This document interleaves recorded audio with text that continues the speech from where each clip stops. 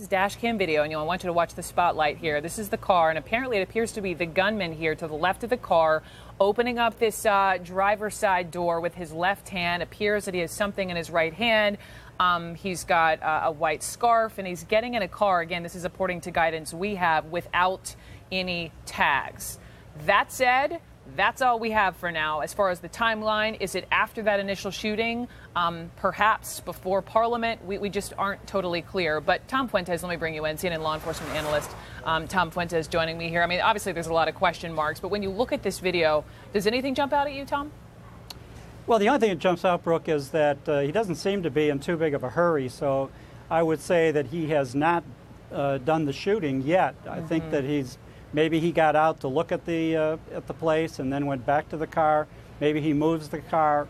If he had the shotgun, maybe it was in the trunk of his car. He gets it out later. There's just too little to tell from this. What the police will be doing is getting every video camera together that they can, all of the videos taken by bystanders with their smartphones, and they'll piece together a timeline of everything they can do, going as far back as when he arrives at the general compound of the war memorial, then the actual attack at the memorial, then how he escapes from that. We had heard from witnesses that they thought he did a carjacking, taking a car away from someone, driving that car up to the entryway of the Parliament, and then storming inside where the shootout took place.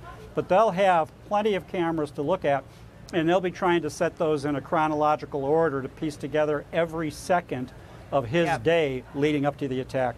You know, it's interesting hearing and reading this detail about the car not having plates. I remember specifically hearing one of the members of Parliament on TV with Ashley Banfield when this was all unfolding yesterday, and he said, you know, there was something fishy as I was heading into work. There was this car sort of in the middle of the Parliament Hill area without its flashers on, without any tags. And so when I hear no tags, to your point, according to maybe a witness, this was a car that was carjacked. We just don't know, but it would, again, go in with that line of a plan for carrying this out.